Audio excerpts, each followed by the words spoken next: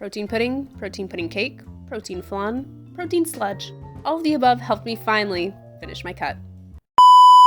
If you need help sticking to your calorie deficit, try these protein concoctions because it's high protein, high volume, and you're basically eating dessert for breakfast. I mean, just look at this protein pudding cake. If you didn't know better, and if I didn't tell you, you would just think that it's a nice piece of moist cake. If you're ready to start on your protein pudding cake obsession, let's start with the protein pudding part of the protein pudding cake first.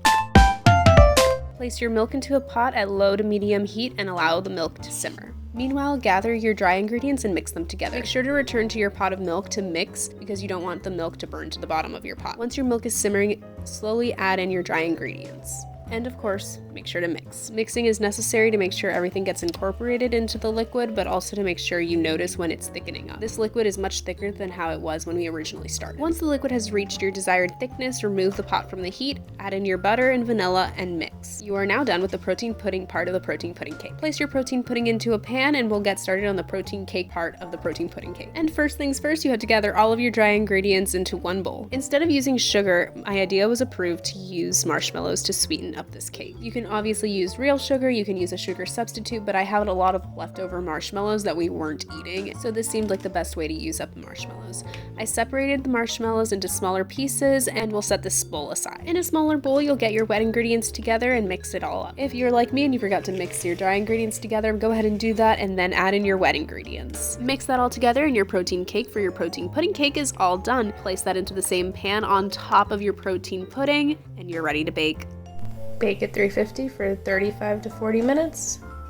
And voila, you have your protein pudding cake, protein pudding, protein cake, protein pudding cake. Have a little more patience than I and wait for everything to cool down and then slice it up, place it into a piece of Tupperware or somewhere where you can put it into the fridge because I find that this protein pudding cake tastes better the next day or after a couple of days. It may not look super pretty, but it tastes amazing. The best thing about protein pudding cake, you don't always have to make a cake. I'll call it the protein pudding fake cake, where you use an existing pastry or cookie you have around the house along with some marshmallows instead of cake. To make a protein pudding fake cake, all you have to do is add your marshmallows at the same time as your vanilla and butter, and add your pastry, cracker, or cookie at the time that you're putting your pudding into your pan. And bake it!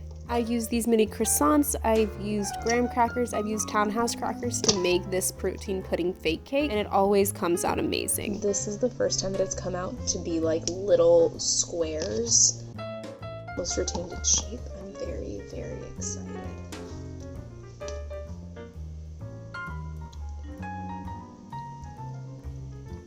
It looks like a cake. You're getting good protein. It's so good. To make protein flan, all you have to do is follow the same recipe for the protein pudding, just don't wait for the liquid to thicken up. So as soon as you're done mixing in your dry ingredients into the milk, go ahead and transfer it to a pan and bake, along with whatever cake, pastry, or cracker you're wanting to add. And you'll get a more flan-like consistency. Protein sludge is the easiest recipe of them all. Protein powder, milk, your pastry, cracker, or cookie. Mix it all together, place in the fridge. It's good to eat the next day. Pretty much everything goes into the fridge, it tastes better the next day. Ooh, fun fact, I once made protein pudding grape cake.